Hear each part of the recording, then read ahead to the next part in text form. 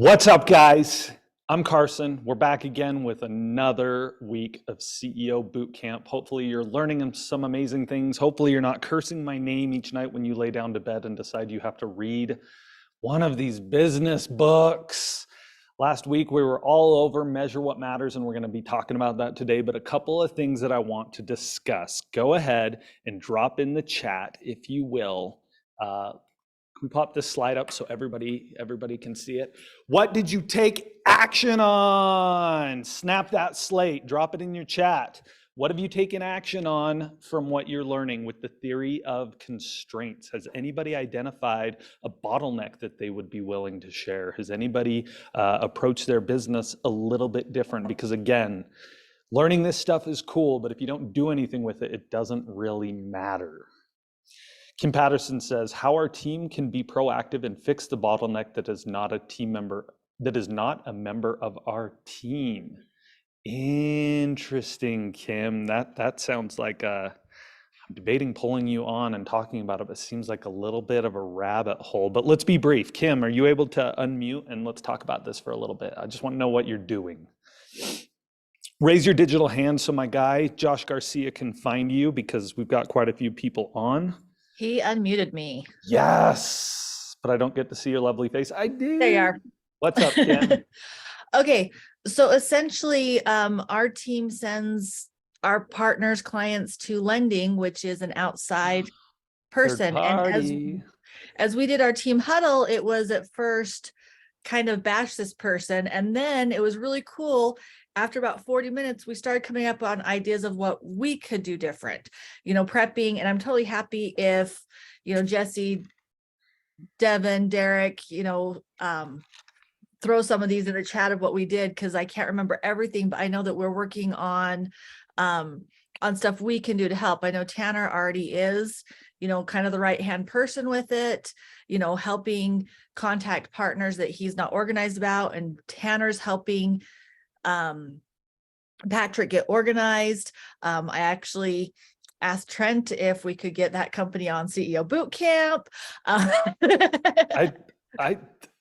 Let's do it. This is awesome, Kim. This reminds me of the moment in the book we read, The Goal, where they have the Herbie that's this machine that essentially is the slowest machine in the plant.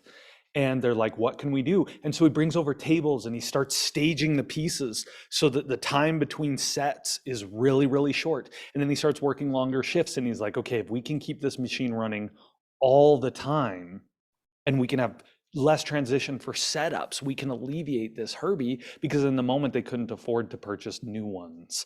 And it sounds like you're doing similar things. You're like, how do I alleviate this bottleneck? Well, the other thing we realized is that we sent 10 people over to lending this week. That's huge. That's a lot of people. And so I texted the boss to say, hey, he needs help, right? Like he needs help. We sent a whole bunch of people over, so that also alleviated it. I think at our meeting with them this morning, he was more prepared than I've seen him be in the last several weeks. So that was super cool to see as well. I love it. Okay. Thank you, Kim, for sharing that. I think it's super powerful. We got a couple other action steps in the chat. Jared Levitt says he's focused his team on closing initial wins with new partners versus finding new partners. So it's like you already have them at the table. Let's work on pushing them over the finish line rather than just bulking up more and more leads. I love it. Will says, identified a perfunctory but important part of our business. Realized that one person was doing it. I not only needed to enhance this position, but I needed a redundancy here. Yeah, because what happens if that person gets sick and they're your bottleneck? That can put you in a scary situation. Ryan says, on a personal level, I identified a bottleneck in my home and relieved a ton of stress by removing it. That was awfully cryptic, Ryan, but seeing how it's your personal life, I'll allow it. I'm glad that you're applying this. One of our tenets as a company here at UpLife is that your personal life, your personal goals are just as important as your work goals and your work progress. So I love seeing that, Ryan. Okay. Quick thing to mention for everybody, that for the next few weeks, we're going to be doing some readings from these different books by Keith Cunningham. They are a little bit harder to get a hold of. In fact, I don't think any of them are on Audible for the audiobook. I think Keith, I've met him, went to his event. He's a really great guy, really smart. He's a little bit controlling of his IP. And so he doesn't want to let Amazon take all the money essentially for when he sells a book. So I think you can get if Derek was on, he could drop it in the chat. I think you can get the audiobooks if you go to his website and download them directly. But then you can find the books on Amazon. And again, I think there's an e-version that somebody found. If anybody knows how to find these books, drop it in the chat. That'll be helpful for people. I'm giving you a heads up, so you've got a little bit of a gap so that you can find these books before we read. But today's assignment will be out of that one on the far right, the ultimate blueprint for an insanely successful business. So jump on that and start getting those Keith Cunningham books. Okay, let's talk Moneyball. I would love to kick off our conversation today all about measuring what matters by kicking it off with Moneyball. First off, raise your hand or drop in the chat. Did you watch Moneyball? Were you able to get the time to watch that movie? Maybe you've seen it before. I love this movie. I ended up watching it again with my wife for this assignment, and I've got loads that I want to talk about. But first, I'd love to give you guys a chance to share anything. Why do you think I made you watch that movie when we're discussing measuring what matters? Trust me, I could talk all day about this movie, but I want to give you guys a chance. Raise your digital hand if you gained something from Moneyball that made you think a little bit differently, and would like to come on and share. So I'm seeing Jen Brown's hand is up, her physical hand. William Echevarria has got his digital hand up. Let's start with Jen, and then we'll jump over to Will. You are unmuted. Okay. Hey. Hey. First of all, I'd never seen it before somehow. I'm not sure how, because Brad Pitt was in it. But anywho, my husband and I watched it. We're on the call here together. What I really loved was just the idea of taking something that's just the way it's supposed to be and turning it on its head. So the entire institution of baseball was run a certain way until that moment. And then everybody, it's just all the defectors, all the people who said, no, stay with tradition. And then within a couple of years, the biggest, the biggest teams in baseball were incorporating this, and it completely changed the way the baseball is now scouted, run. So it just takes one voice to stand up and say, hey, just because it's the way it's done doesn't mean you should do it that way. That was one of my big takeaways.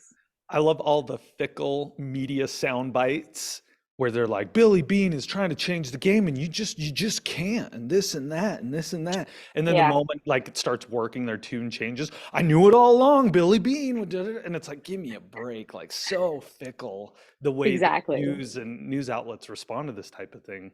So I love that. Let's jump over to Will.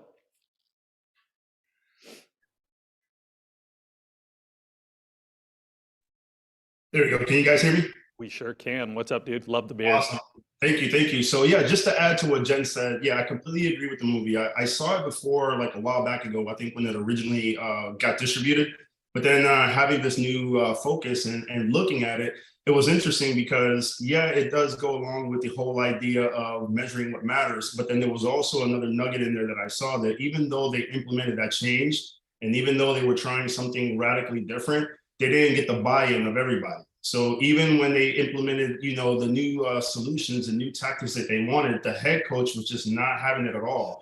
So Brad Pitt's character had to even overstep, I guess, his boundaries a little bit by making all these trades to really force the hand of the coach. So he had to basically do what the new process was going to be anyway. So just seeing the fact that, there was a resistance to change within the organization, and seeing how he had to overcome that was definitely an eye-opener for me. Love that. I have a few thoughts on that. There's that moment when he's about to trade the guy who's likely to be the rookie of the year, Pena. And he's about to trade him, and Jonah Hill's character is like, you can't do that. People are going to freak. And he's like, look, do you believe this stuff or do you not? Because if you believe it, then we should do it. But if you don't, then otherwise stop worrying about what people will say. And I was like, that is powerful, because often people come to me with good ideas. And my question is always, do you actually believe in this idea? And everyone will say, oh, yeah. But do you believe in it enough that when push comes to shove, you'll pursue it to the end? That when an obstacle comes up, that you'll actually push forward and actually do it? Because a lot of times people want to give you a good idea, especially when you're a manager or you're running an organization or you're an owner of a company. People will come to you and they expect to hand you an idea and then say, "You're welcome, run with it." And that's not how the real world works. It's like, if you have an idea that you actually believe in, you're responsible for pushing it forward, no matter what your role is. And then if it works, great. But often people want to just hand off an idea and they're not willing to put in what's required to make it happen. So I love that moment too. Any other shares on Moneyball before I dive in? Okay, let's talk about this. Does the term getting on base mean something different to you guys now, having watched that movie? Because it should. At the end of the day, the entire message of this movie and the reason I had you guys watch it comes down to this concept of getting on base. Now, I want to juxtapose it. Jonah Hill's character comes in and he's like based on math and statistics and data, and he's got a degree in a master's in economics. And he's like, the metric that matters is getting on base. Because in order to score a run, you have to get on base. And yet recruiters, what are they looking at? They're looking at all sorts of crazy ideas. And this really hits home to Billy Beane because he was recruited and told that he was going to be an all-star, that he had all the skills, everything required to be an amazing baseball player. And then in his first season, he tanked and he sucked and his entire career was over. So in his mind, he's thinking they're measuring something wrong. And the line that I would juxtapose to Jonas, he says, "Do they get on base?" And we juxtapose it. My favorite moment is when one of the scouts, they're talking about a player and they're like this and that and this player. And he goes, he's like, "Got an ugly girlfriend." And Brad Pitt looks at him, he's like, "What?" And he's like, yeah. Ugly girlfriend means no confidence. And to me, that is just like the epitome of totally misunderstanding what actually drives the game.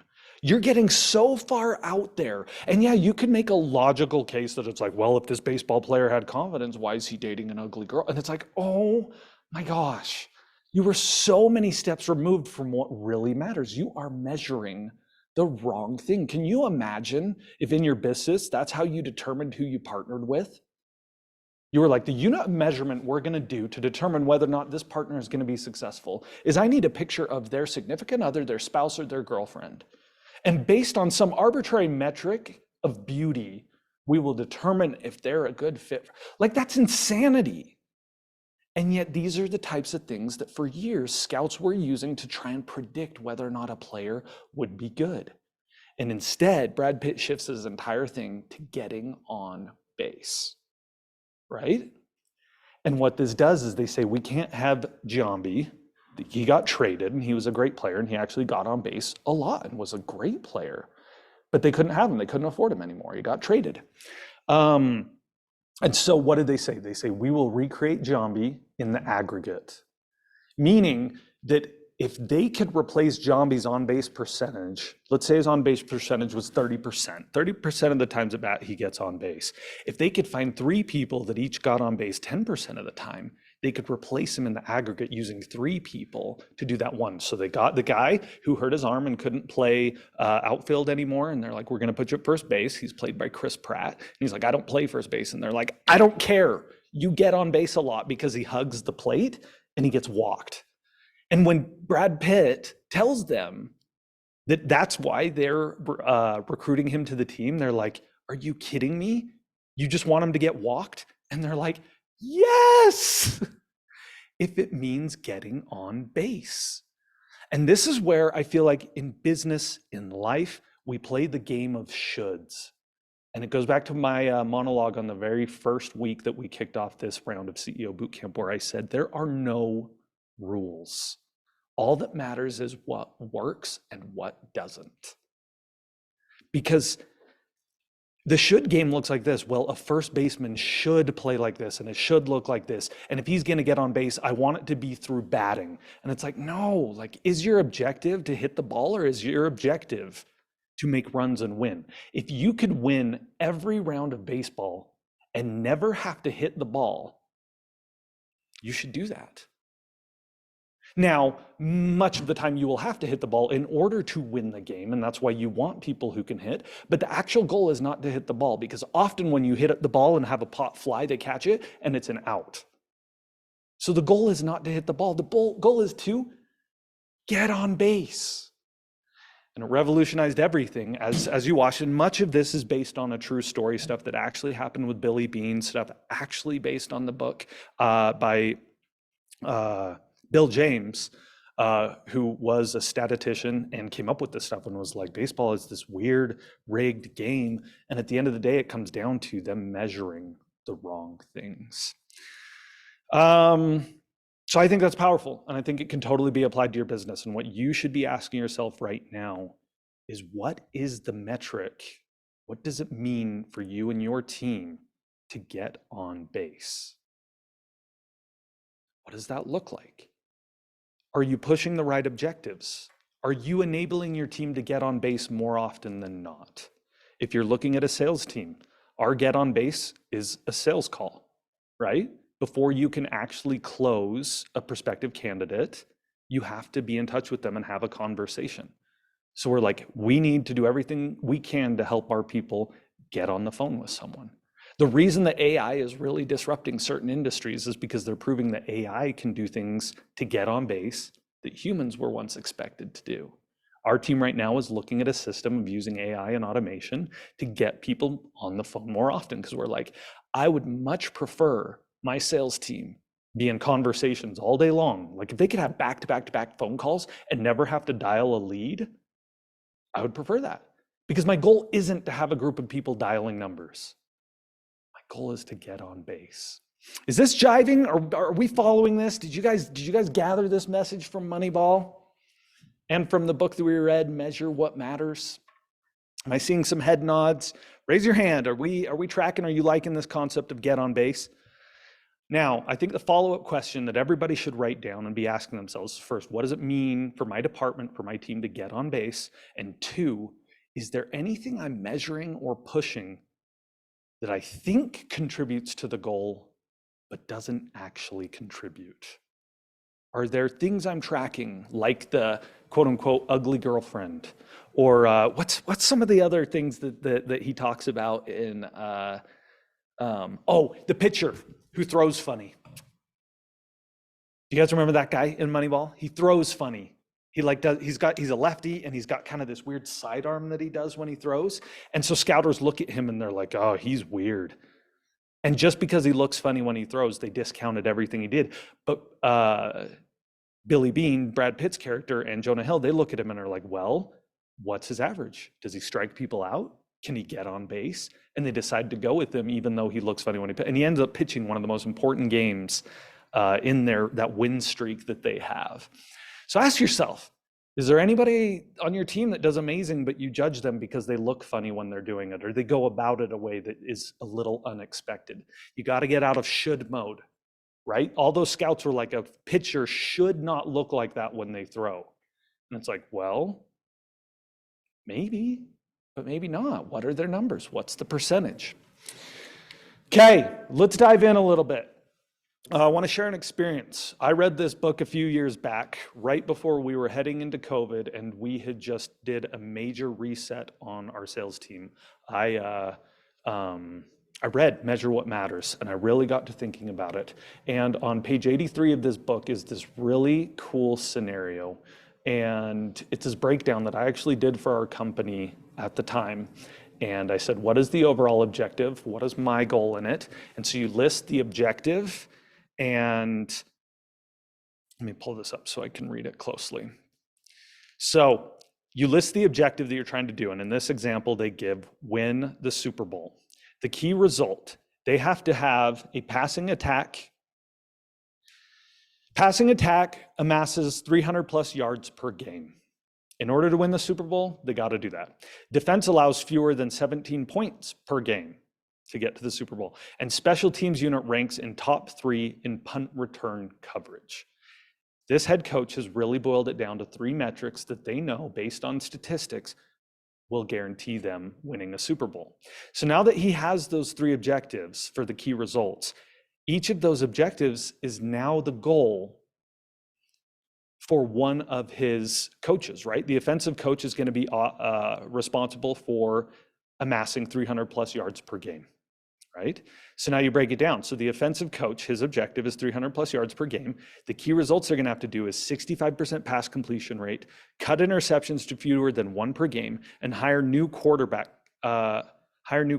coach. So they're going to have someone that's working with the quarterback on doing that, right? Defensive coach, we break that down. They need to give up fewer than 17 points per game. Key result, allow fewer than 100 rushing yards per game, increase number of sacks to 3 per game, and develop a Pro Bowl cornerback. Okay, so you get the idea. You take the overall objective and say, what are the 3 core things that need to happen to achieve that? And then you take each of those and give it to a manager of one of your departments. Say, in order to hit this goal, this is a perfect example of this is happening right now on Chris Crohn's brand. The CEO of Chris Crohn's brand, it's called Uplife Group, has a goal of hitting 50 million in gross revenue this year. He sits down and says, in order to do this, I need to double the number of leads that we're getting every single week. Okay, because he's working down the line. He's like, okay, sales has to close 50 million in business. In order to do that, we have to have more leads for them to work. And so now he goes to his marketing director and says, hey, look, we got to double leads. And the marketing director says, in order to double leads, we're going to need more traffic. So they go and they start looking at the traffic sources for getting views that turn into leads. And they say, okay, Chris's organic media does roughly 3 to 4 million a week. We got to double that. Well, we could hope that video goes viral, but that you can't really rely on that. And so they're like, well, we need to earn traffic. Why don't we put Chris on other people's YouTube channel, put Chris on other people's podcast, and then he can essentially steal their traffic and bring it in to this network. Well, they did an experiment. Chris went on a podcast, went before, I think they had 10,000 views on this particular podcast, and that generated 800 leads, which put a huge spike in the number of leads that we were getting each week. Boom, he's breaking it down. So back to the example that I'm sharing here. We did this right before COVID. I broke this down and I said, I took our best quarter in the past 2 years. I took an average of our quarters over the past couple of years. I found the quarter that was like not extreme and also not really low. And I said, okay, this is the goal. This is doable because we've done it before several times. And I said, what did we do to achieve this? Here's how many views we had. Here's how many leads we had. Here's how many sales we had. And I gave them to each of my departments. Sales, we need this many sales. We need you to close this much volume. Marketing, this many leads. And views, I went to the media team and said, we got to amp up how many views we're getting to feed the entire machine. So do you see how once you know what you're measuring, you break it down into these action steps that are very doable, and we're going to get even more granular from there. Okay, so there are about 4 things that really, really matter when it comes to measuring what matters, because it's easy to go out and start measuring stuff, but I think it's really important that we remember you're measuring the right things, right? What is your get on base?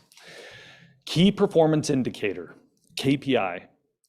If you've been in business for any amount of time, you've heard this term. It stems largely from this book, Measure What Matters. They call them OKRs. We call them KPIs, key performance indicators. I think caught on a little bit better. They mean the same thing.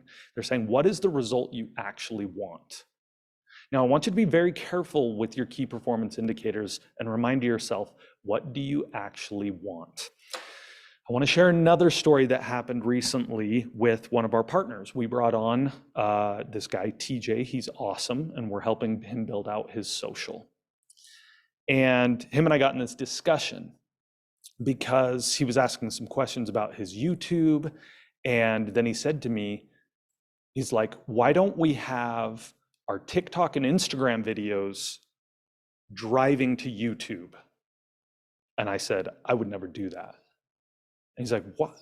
Wait a minute, why? He's like, wouldn't it be good to like show a video on TikTok that does really, really well and then be like, go check out our channel? Right? And I think you could all agree that you can see some logic behind that. You're like, yeah, that would be cool. That would help boost the YouTube channel.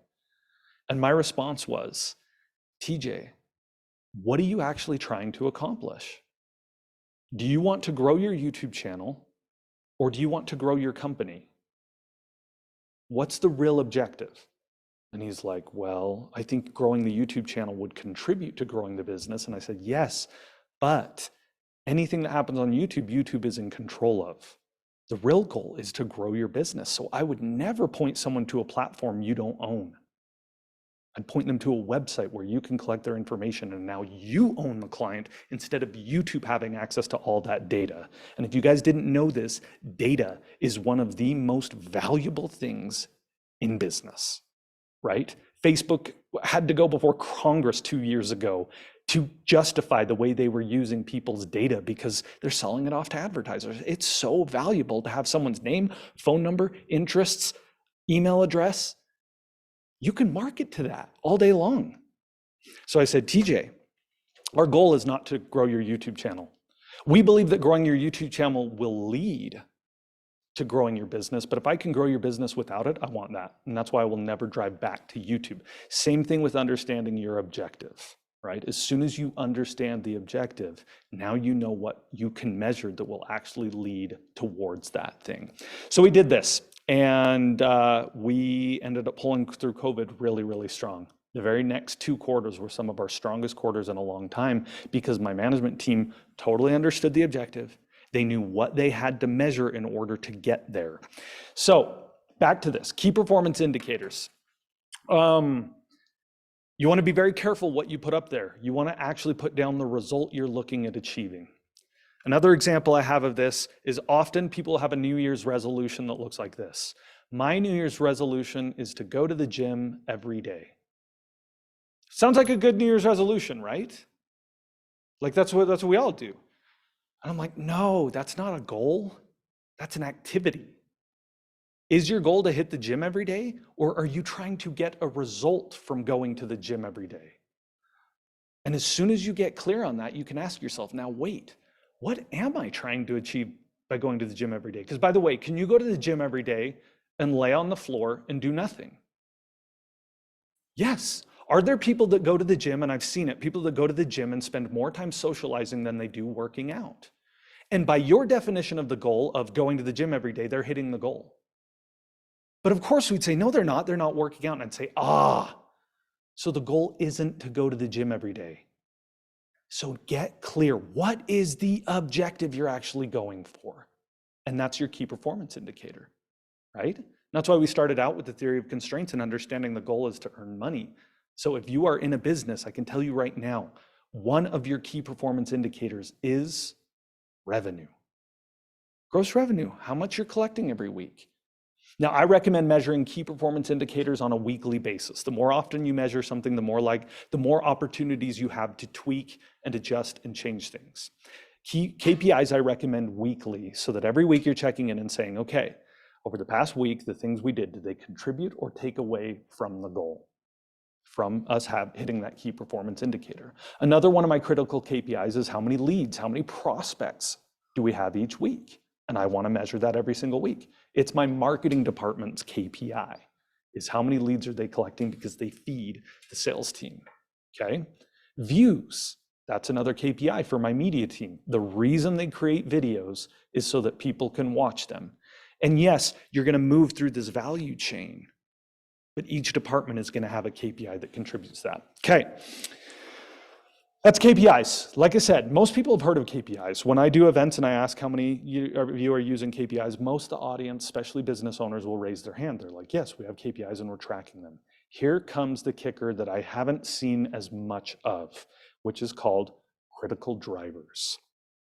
If you think about KPIs and critical drivers as a relationship, one is the cause, the other is the effect. KPIs are easy because you can ask yourself, what's the result I want? Critical drivers are a little more elusive because you're going to get a lot of prescription and ideas and people with varying opinions of what will actually get you the goal. So let's use the gym example again. So you're like, okay, the KPI I actually want is I want to put on this much muscle mass and I want to have this much VO2 max. So I know my cardiovascular system is really, really good. You are going to go to the gym and you're going to find people that swear, never do cardio, never do cardio, never do cardio. All you need to do is lift. You're also going to go to the gym and find people that spend their first hour and a half running on a treadmill and then only a few minutes lifting. And there's going to be varying ideas of what drives that result. And what I'm going to prescribe is you take a bold step forward with your best guess, your best hypothesis on what are the activities that drive the result, and you start measuring. Critical drivers are not valuable in and of themselves. They're only valuable as you trend them over time in comparison to the result.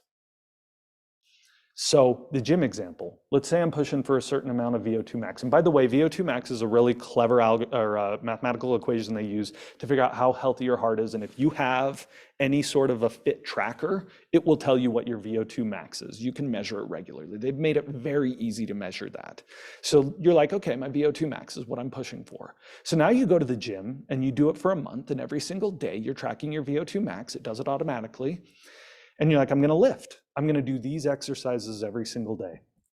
And at the end of 4 weeks, you check your VO2 max and you trend it with time, and you're like, did it go up? Did it go down? And I go, oh, it went up. Awesome. You do it again for a month and you look at it and you're like, it didn't go up any more than it had. I plateaued. So you're like, I'm going to add cardio. So now you run a little bit every day and then you lift a little bit every day and you check your VO2 max and you're like, oh, it went up. So when I do cardio, it impacts my VO2 max. Now I know my critical driver. And then you're like, you know what? I'm going to try a stair stepper. They say those work your heart out way more than just jogging on a treadmill. So you spend weeks, several weeks running on the stair stepper. You check your VO2 max. Oh my gosh, it trended up. I'm increasing it every time I go to the gym. Wow, I now understand my critical driver. Is this making sense? It's the activity that leads to the thing that you want. And the reason it's elusive is because there's a certain amount of guesswork in the beginning. If you haven't already been measuring your critical drivers, a good way to start, take a member of your team and say, what are you doing? Take a member of your team that's getting amazing results. A sales member that you're like, wow, you close more in business than a lot of the other members of the team. What are you doing? And they're like, oh, every week I do this, this, this, this, and this. And you're like, oh my gosh, this is a good start for my critical drivers. Critical drivers need to be measured daily.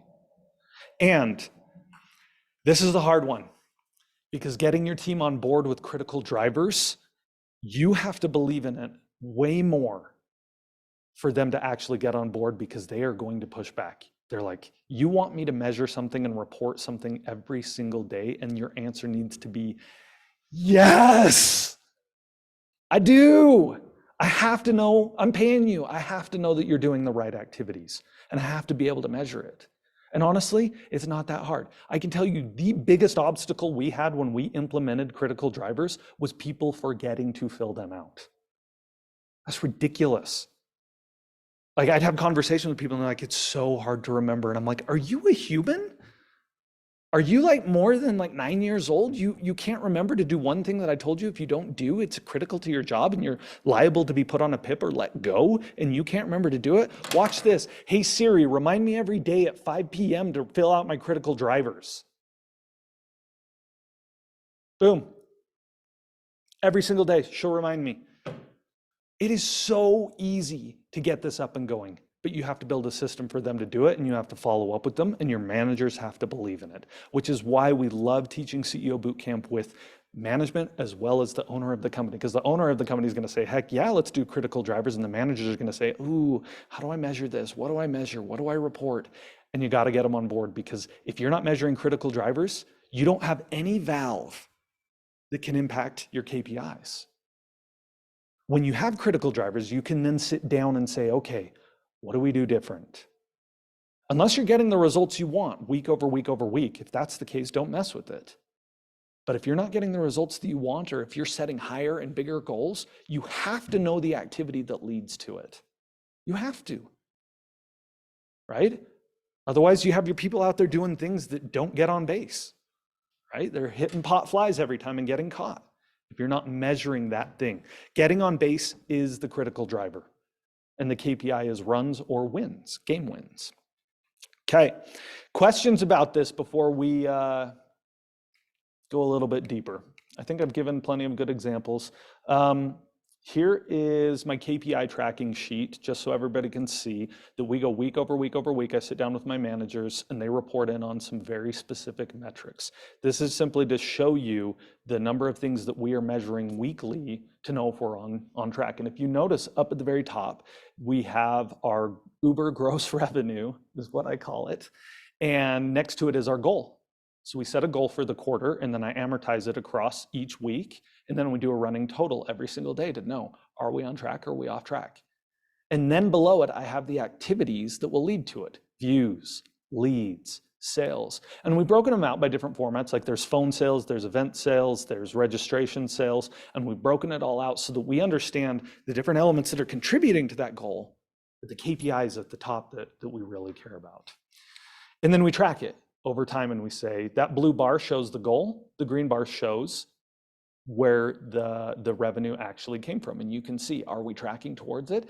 Can you bet within the first month of what we were doing, we started to do things a little bit differently because we were tracking well under our goal. And then we pivoted, tweaked some things, and we ended up eclipsing it and ending the quarter a lot stronger than even we had anticipated, right? It gives you a valve to control these things when you're measuring them over time. Okay, just showing you a few others. Okay, here's an example of a daily critical driver sheet for our sales team. You have the sales reps on the left. I've redacted that information to protect those that are innocent, showing you their stats, right? So we have the number of sales that they did in a day. The talk time, that's measured automatically by our phone service, right?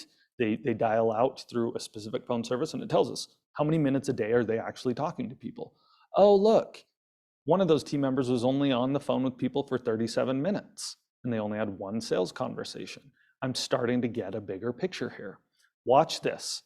If you look at that one I'm looking at, dang, I wish I could name them. Fourth row down, we have 0, 37, 1, and 103 dials. Now, in the critical driver that we've set for our sales team that is, in order to hit your goals, you need to be dialing at least 100 dials a day, reaching out to that many prospects. What this allows me to do is to figure out where the sales rep is struggling. They had 103 dials. They had one sales conversation and 37 minutes of talk time. What are they struggling to do? Any thoughts in the chat? Go ahead and shout it out, put it in the chat if you can tell what is this particular rep struggling to do in comparison to, say, the fifth one down. They're struggling to get on the phone with a human. They can dial all day long. They're like, yeah, I've got the hustle. That column of dials is what we call the hustle, right? That shows whether the rep is trying to work as hard as they can. But there's an element to that process that they can't control. They can't control whether someone picks up the phone. So I'm like, we need to sit down with this person and say, here's what you need to do in order to get people on the phone. You need to tweak your procedure. Okay, second from the bottom is a really interesting one. 115 dials, awesome. This rep has hustle. 5 sales conversations in a day, 124 minutes of talk time. They're doing great, right? They're not doing bad. 5 sales conversations in a day, but they have 0 sales from those 5 conversations. Now, this is just one day in isolation, and we never want to take anything out of context. But I would look at that and say, what is this rep struggling to do? They can dial, they can hustle, they can get on the phone with the person, and they can keep the person on the phone and talk a long time. Based on these numbers, what are they missing? Spencer Miller said it. They can't close. When it comes time to collect, they're stumbling. So now I would take the team lead of these sales reps and say, hey, you need to sit down with so-and-so and do some practicing on getting them to close. And because I've been measuring, and because I know my critical drivers and my KPIs, I know that I'm not wasting that rep's time. I'm not sending them off on some wild goose chase. I can say, look at the data. This person clearly is struggling to close individuals. You need to sit down with them and teach them how to close, or review with them how they are closing and see if you can tweak it and improve it. Maybe they're just having an off day. But if I see this consistently week over week, that they're like dialing, they're talking to people, they're doing everything they should, and at the end of the day, they can't close a sale, now I know what I need to work on. And that is the beauty of KPIs and critical drivers. Okay. You guys want to know my biggest secret to running a successful team? And it is based on everything that we've been discussing, but I'm going to give you a simple formula that makes sure this happens. I call it huddles of accountability. And here's what it looks like. Once a week, you gather your team. You put the numbers, the KPIs, up where everyone can see them, and then you have each person responsible for those KPIs verbally say their number. And then you discuss it as a team. That's it. This is my formula. And it has worked over and over and over again. Here's why. Think about my options. I've got KPIs. I'm either going to be happy with where they're at or not happy. What we tend to do when we like the KPIs, we're going to run in and in a meeting be like, oh my gosh, look at these amazing numbers. They're awesome. We're doing great. But if the numbers aren't trending well, every manager in here knows that it's hard to walk into a meeting where you're like, I'm about to come down on my people. And then I get the few managers that are like, no way, man, I love coming down on my people. And I'm like, get off my team. Because the moment you come down on somebody, they're going to be less motivated to do the thing. There's a few people out there that are like, oh, I love the tough love. Most people don't like it. Most people want to feel like they're contributing, and most people have a reason that they're struggling. So if I just come in and I'm like, Christine, you suck. Why is this not working? You're not going to be motivated. Yes, Christine's in the room with me today and I'm yelling at her. You're not going to be motivated to do the thing. You're going to be like, what the crap? I hate it. My boss calls me out in front of people. So my question is, how do I call people out on their results without making them feel sad and unmotivated to change? And this huddle accountability does it because they know it's coming every week. It's a tradition. You have to do it weekly or it doesn't work.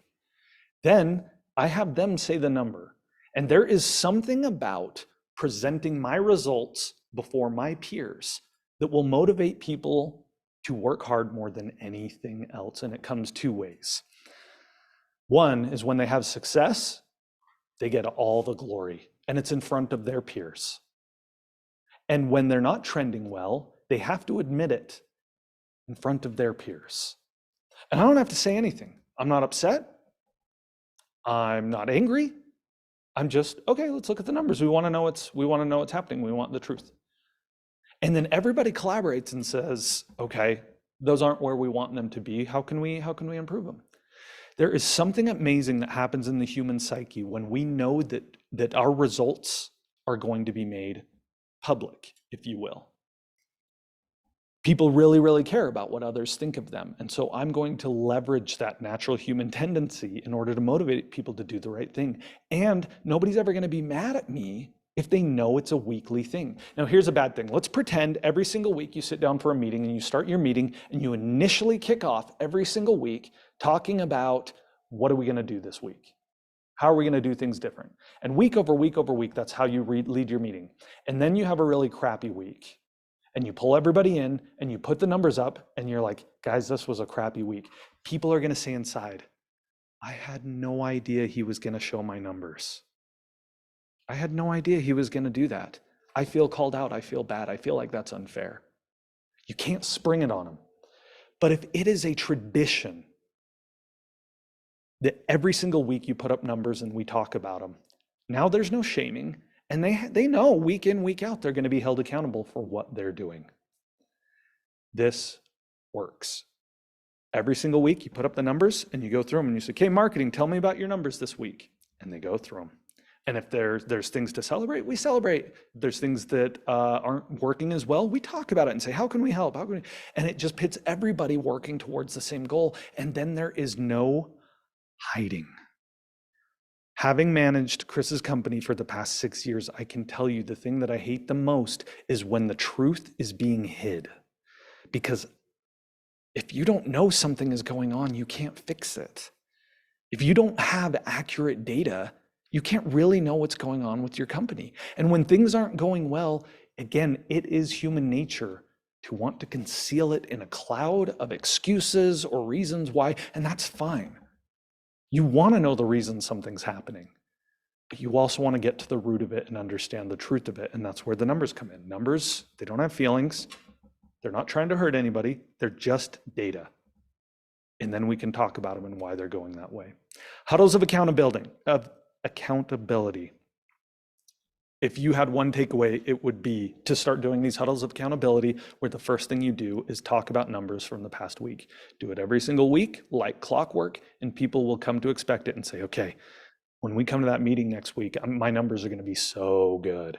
And that's what my managers all do. They're all excited to show those numbers when they're doing things really, really well. Okay. I should have done this earlier. Tim Weeks. That is the end of my diatribe for today. Did you have anything that you wanted to add? You are like one of the kings of measuring. You are a CFO, and we're going to dive deeper on what you measure next week. But did you want to add anything? A couple of thoughts. So first off, when you go back to the beginning of the discussion about not everyone buying in, so use Moneyball as an example. The coach didn't, the manager hated it. The scouts hated his approach. There's another book that that's given credit for KPIs, and that's Good to Great. Jim Collins, long-time research project. Okay. So one of the principles in that, his KPI section of that book is only a couple of pages. So there's really not, it's not like a huge amount on KPIs, but one of the things that came out of that, when they researched the companies that had gone from good to great, they actually found that that there was a lot of dialogue. In fact, they described it as heated dialogue at times. And for most of the companies, it took some period of time. So in other words, when they walked into the conference room and said, let's develop the KPI that matters, that Carson's been referring to, none of the companies got it right at first. Now they all ended up boiling down to one or two things that really mattered. And it was usually profit. It was profit per local population, profit. Let me see here. I think I actually have these pulled up. Pitney Bowes, profit per customer, Wells Fargo, profit per employee, Walgreens, profit per customer visit, Kroger, profit per local population, and then Nucor Steel, profit per ton of finished steel. And so the purpose and the point of that is that it's going to take time to really get to the numbers that really matter. Carson brought up the NFL, and there are some really key stats in the NFL, right? So we know that if a team wins the turnover battle in the NFL, they're going to win 78% of the time. If they're at home, they're going to win 82% of the time. So those are statistics that matter when you're managing this. But you don't walk in the conference room and say, let's determine what it is. We write it on the whiteboard. We walk out. We've got our KPIs that really matter. You will along the way find KPIs that don't matter. There will be things. There really are two purposes as I see the KPI. One is to predict success. So in other words, when it's all said and done, everything's wrapped up and you've closed the period, this KPI helped you along the way to see the results that you're expecting to see. The second one is that it drives the results. And so, Carson's giving you a lot of examples of those that drive when you talk about the sales team and the leads and the calls and the dials, all of that lead to driving the success, but they should either predict or drive. And getting there will take some time, or should take some time. And so allow people to debate it, allow people to not get buy-in right away, allow people to be part of the process, get the people who will actually impact the results of the organization involved in those discussions, and let there be some dissent along the way until everybody arrives at the place that's the right place.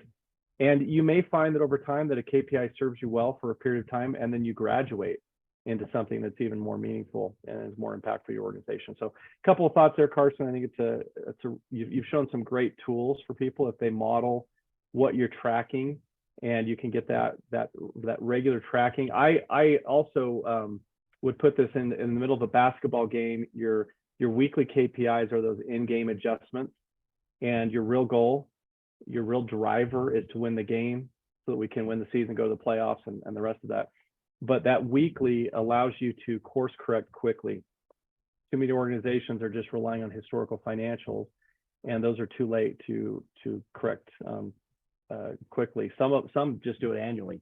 Can you imagine that? Like I only get a chance to make my adjustments once a year. That they're doomed for failure in that case. So a couple of thoughts there, Carson. Hopefully that helps. But really important that people get buy-in, understand why they either drive or predict, and allow your team to be part of that process. I love that, Tim. Thank you. Thank you so much for that. And yes, not next week, but here in a couple weeks, we are going to be doing some chapters from good to great. And that book is fabulous about a number of things. So thank you for sharing that, Tim.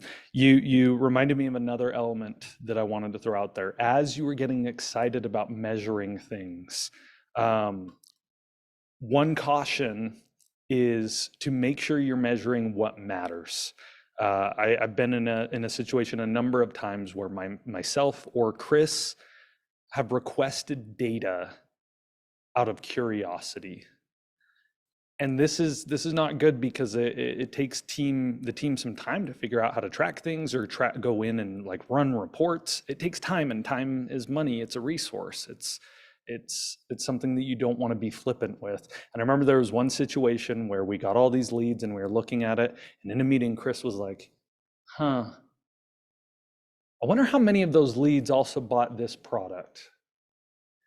And one of our team members was like, data, great, let's do it. And they spent like another day tracking down this and running a report and figuring out how they could line up this lead type with this particular purchase. It wasn't as simple as just running a report. And they probably spent 4 or 5 hours figuring it out. And then they brought it to Chris, and I think I was on the thread, and they were like, by the way, this many people did it. And Chris was like, oh, that's interesting. And I asked him afterward, I was like, did you need that to make a decision or something? And he was like, no, I was mostly just curious. And I was like, did you know it took that person 4 hours to track down that information? And Chris was like, what? And that's when we became aware that you got to be careful with curiosity. Do not dig for data to sate a personal curiosity, or you're just like, I wonder if. My rule is, like Tim said, if it's helping you predict future success, that's useful. If it's helping you predict drivers, that's useful. And then the third, are you actually going to use this data to make a decision? If there's no decision to be made around this data, don't go digging it up. Boil it down to the things that really matter. Okay, we are nearing the top of the hour. We have about 7 minutes to do some Q&A. Go ahead and either drop your question in the chat or raise your digital hand if you'd like to verbally give your question. Give you guys some time to look at that. And then we'll discuss our upcoming assignment. Okay, as those are rolling in, let's throw this up there. You'll notice this is the same slide that I put up last week in terms of your reading for next week. That's because we got the reading wrong last time. Our slides were teaching the modules in a little bit different order, and the wrong one got put up. So your reading for next week is The Ultimate Blueprint for an Insanely Successful Business. You got to read chapters 2 through 4, 9, 10, and 13. For the overachievers, the whole book is really, really good if you want to dive into that. Your team discussion this Friday is, I want you to sit down and think about what KPIs and CDs are you currently tracking? Are they the right ones? Is there something critical you should be measuring that you're not?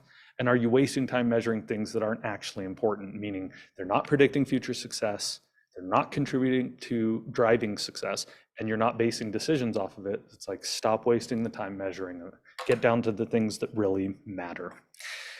Okay, and then the reading, jump on that. They're not huge chapters, but our conversation next week is going to be about our first one on financials. Tim Weeks will be taking the reins and taking us through the P&L, the profit and loss statement. It is one of our better modules, and Tim does a fantastic job diving into it.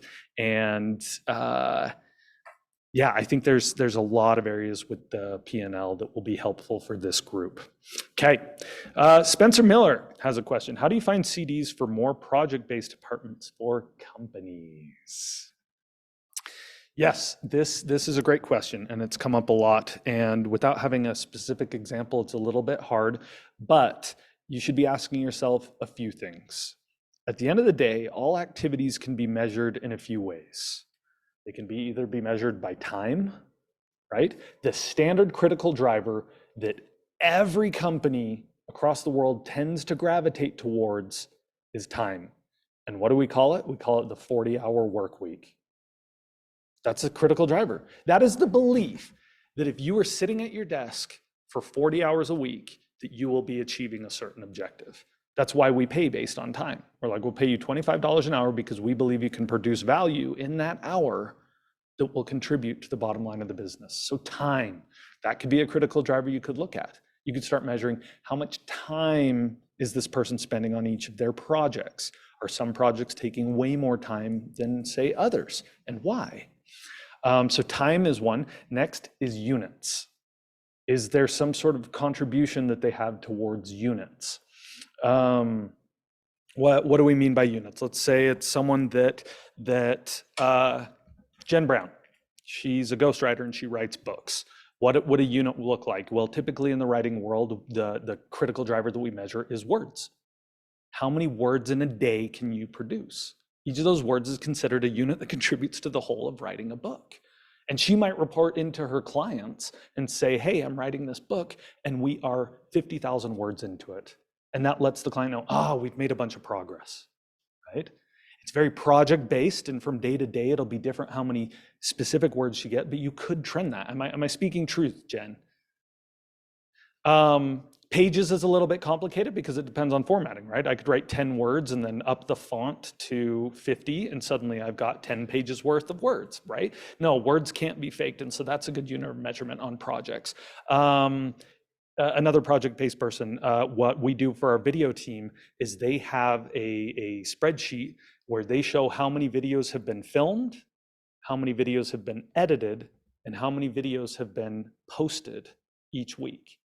And we can look at that and gauge. If they haven't shot videos, but we have a ton edited, we're like, okay, so we have enough to post for a few days, but we need to film more because they call it the can. They're like, we don't have any in the can, it's getting low. And so that's a critical driver they measure. Now, shooting each video takes time, but they're keeping an eye on that because they're like, every Monday when we're filming, we need to get at least 3 videos done, right? So now they're taking the unit and comparing it to time. Like every week we need 3 videos filmed. So those are some of the ways that you can track that little more complicated one that is like project-based. I'm trying to think of another project, a graphic designer. Oh, no, the one I was going to mention, Christine Graham will hopefully agree with this. A lot of project managers who are juggling a lot of elements at once use a Gantt chart. And the Gantt chart says, we have this much time to our deadline. These are the critical steps in the process. And how much time we have, we're going to lay those out so that everything gets done by the deadline. And the beautiful thing about a Gantt chart is it can boil your progress down to a percent. In my meeting, we call them the disruptors, all the different people that run a different Chris Krohn organization. They're either CEOs or executive directors. Several of them are project-based in that they're developing software. And the critical driver we're measuring for them is percent to MVP. And each week they come in and they say, I think we're about 50% of the way, 70% of the way to hit our MVP, which is the minimum value product. And that's the way you can measure a project, is say what percent, how close are we to having it completed? So those are some ideas, Spencer. I know it can be hard. Yes, Gantt. I know it can be hard to measure some of those, but you dive in and you look at how they're doing their projects and you can figure it out. I think it's funny because I've had people come up to me and say, I don't have critical drivers. And I'm like, really? So you're telling me that none of the activities that you do are critical to driving our success as a company? Are you sure that's the posture you want to have when you're talking to your manager? Nothing that you do is critical. No. What I mean is the thing that I'm doing is tough to measure. And I'm like, that's very different. You definitely do critical things. And I just sit down with them and say, what is the most important thing that you do to drive success in your role? And then you start getting a handle on how to measure that. Okay, 12:59. Any other questions? Okay. Thank you so much for being on CEO Bootcamp with us this week. Next week, we'll be discussing financials. Same time, same place, 12 o'clock on Tuesdays. We'll get links out to you guys. It's really, really enjoyable doing this with y'all. And we'll keep crushing. Oh, Ryan Holyoke, last question.